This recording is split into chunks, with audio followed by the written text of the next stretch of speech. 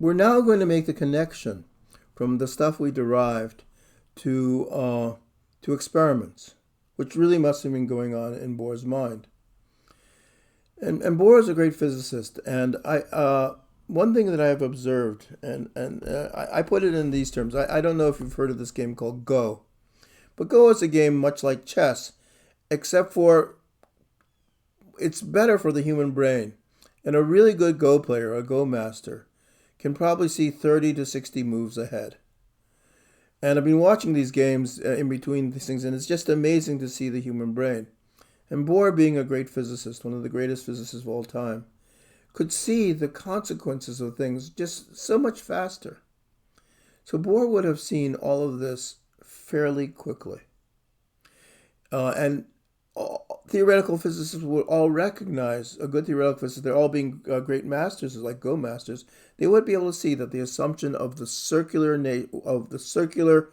box in which electrons are put in, that they're waves, would lead to those models. And so let me just sort of think how a bit as a picture is how their thinking might go. This is the Bohr equation for the size of the electron. R equals A0 n squared over Z. Z is a constant, and A0 is a constant, so R just depends on n squared. As n gets bigger, the atom gets bigger by squared relationship. So there's a picture of the atom. That seems straightforward, but it will get more amazing, I think. And then we have the expression for the energy. Again, energy is proportional to 1 over n squared. So when n gets very big, when n goes to infinity, what does E go to? What does E go to when n goes to infinity? Put it in chat, please. Well, when n goes to infinity, E goes to 0.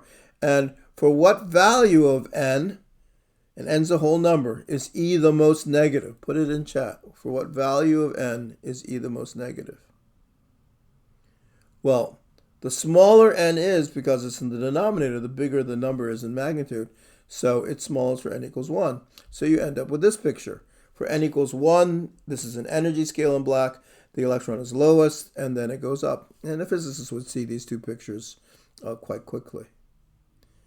But they would also be able to make the following connection quickly. There was an experimental result that was known, and it was based on the hydrogen atom emissions. When you heat up hydrogen atoms, and we would actually be able to do this before COVID-19. When you heat them up, just with a spark, you can explode it. You can get to see these colors: the purple, the blues, the red. Hydrogen emits 4 exact wavelengths.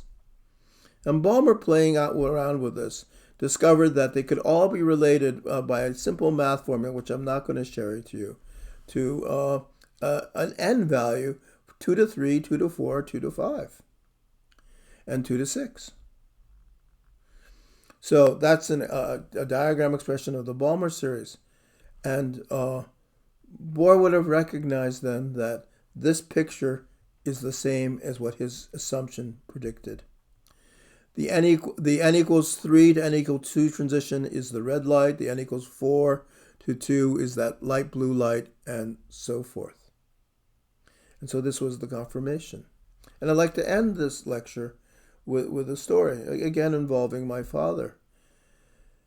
Because great physicists could all see, and in my opinion, my father's a great physicist, could all see that how the ideas connect. And the ideas connect quickly in their mind, much in the same way Go masters can see 30, 60 moves ahead.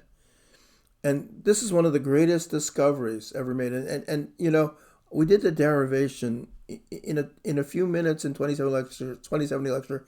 We had a chance to do it twice.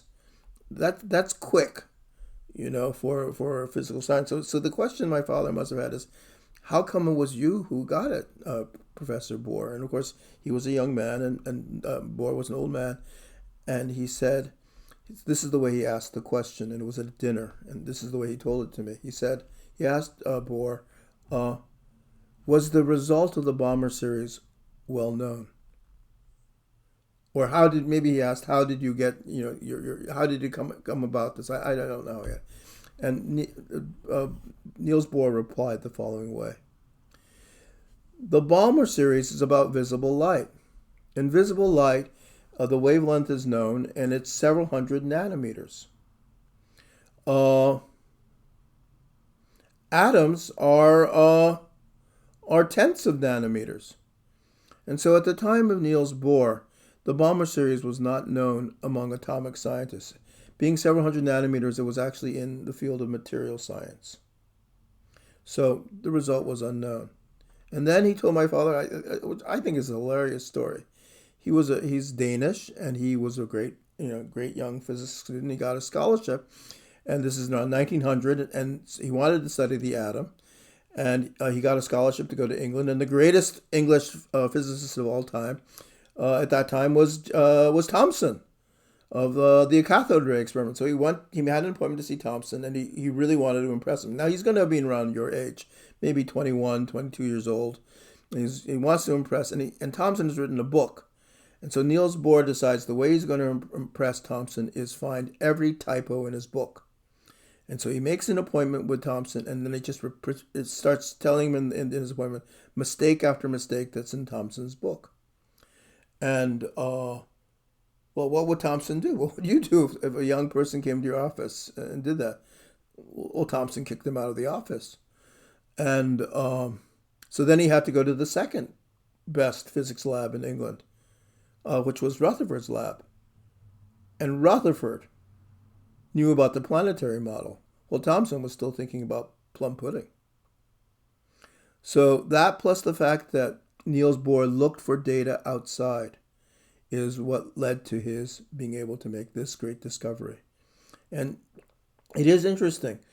Study fields that aren't exactly the field that you're most interested, because, and even in my own experience, ideas you get from there are often the most important things that end up creating the basis of your work. Okay. Have a great day.